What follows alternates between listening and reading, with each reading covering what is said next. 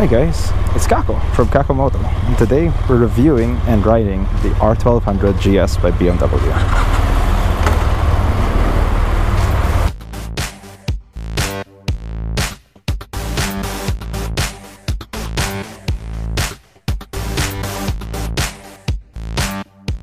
Traffic seems to be a bit light, which is good because this big bike needs a lot of road.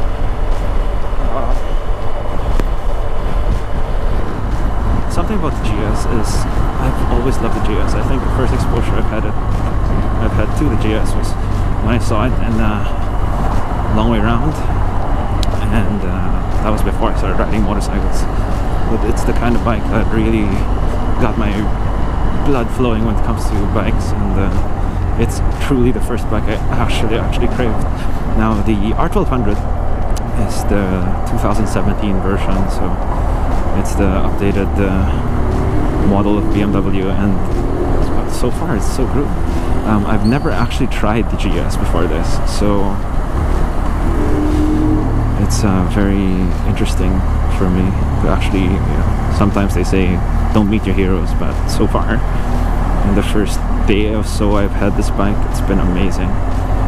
Everything's just really well laid out, it's really comfy. I think for people like my size, we don't, I'm 6'2", we don't do sport bikes or naked bikes too well. But when it comes to the GS adventure bikes, God, it's perfect. And this is the granddaddy of all of them. This is the adventure bike, and I love it so far. A little bit about the layout of the switches. So this one's adjustable, so you can bring it down, you can bring it up. It's handy. Problem is with my height, even at the maximum setting, it kind of still buffets me a bit. I like that it's all analog gauge spot, so that means it's easier to see how fast you're going. I do miss having a speedo in digital, just makes it simpler to see the speed. The bike has cruise control, so I'll be trying that out later on to see how it works. And so far, I like the layout of it quite a lot. It's living up to all the expectations I've ever had of a GS. So far so good.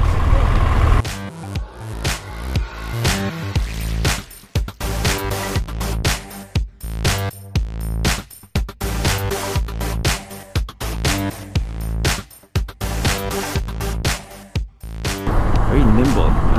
This is a close to 600-pound bike, fully fueled.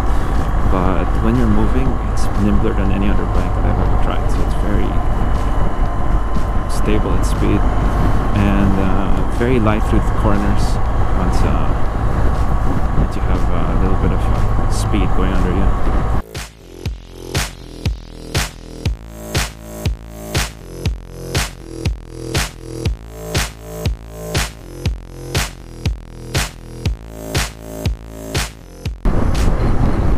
Cruise control, how does it work?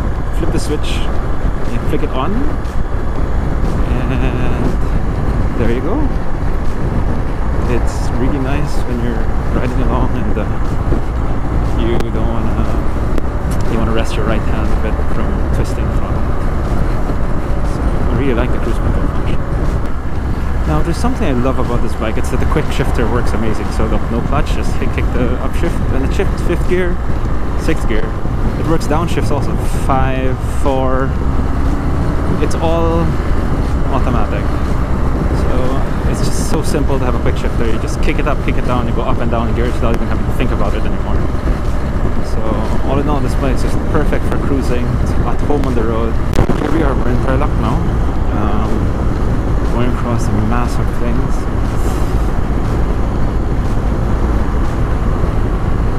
So far traffic's been good.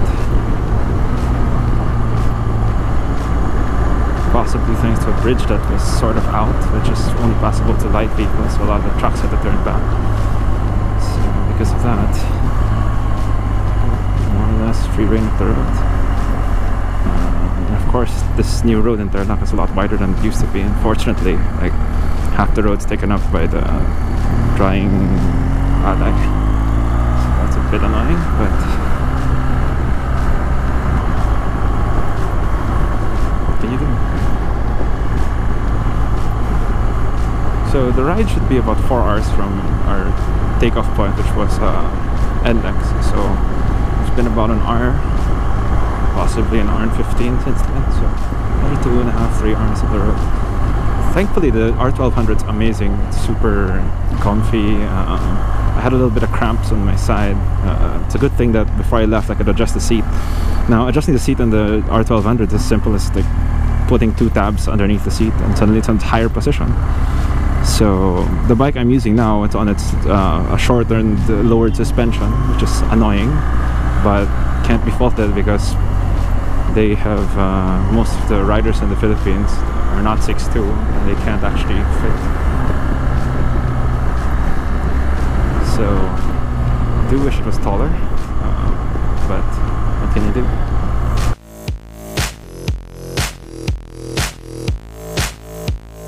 Some spots of traffic on the way, but generally it's not that bad. I mean, like most of the roads like this, dual carriageway, provincial roads, you know, you get the gist of it. The key in roads like this is to be safe, and the best way to be safe is to time your overtakes just right. You want to start accelerating before you start the overtake. So, and you also have to go at a relatively normal speed because you've got some times like this where the road's completely out. So you have to be careful. You see all this gravel on the road, this loose gravel, this loose rock. You can easily slide off the road here. So you want to be careful.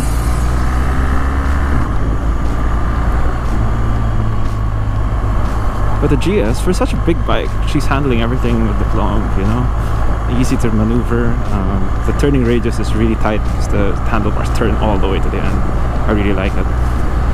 Well, we'll see. So far, this ride should be about 250 kilometers, so we'll see what my feelings are after that. But yeah, there's traffic scene.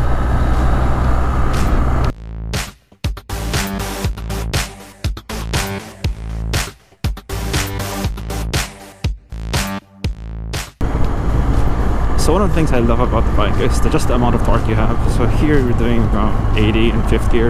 You can just squeeze the throttle and she just pulls like a freight train. Really good, really strong torque. That's what you get when you have a 2-cylinder large displacement engine, you know, similar to what I have in the SMT, but this one's a little bit bigger. This one's about 1997 cc, so about 1.2 liters. Mine's about 1000 cc, so this is a lot more torque down low. And the Boxer engine gives it a nice little burble that's very unique to BMWs.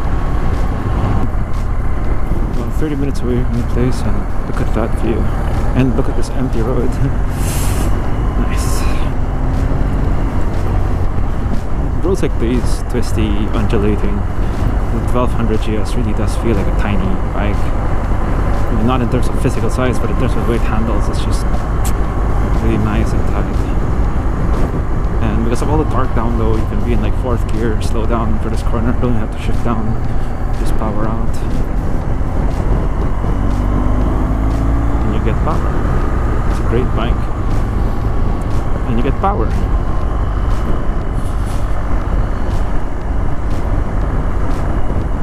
But then again, downshifting with a quick shifter and upshifting is so easy, so why would you not?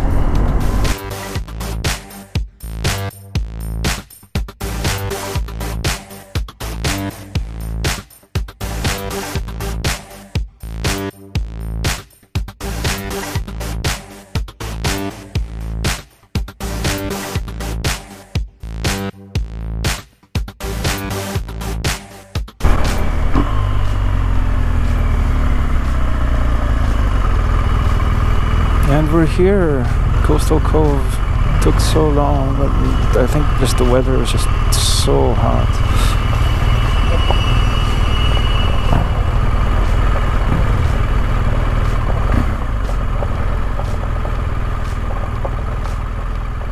So we were able to arrive at the resort and got some R&R, got some food. This event was quite a tiring event, but we got there around lunchtime, and after lunch we took the GS 1200 off-road. which is my first off-road experience. So I was actually looking forward to it a lot. So if you want to find out what happens next, go check out the video. It'll be posted after this one. If you haven't subscribed yet, you should subscribe, and we'll see how this big beast of a bike handles off-road. It's Kako from Kako Moto. Ride safe, and I'll see you soon.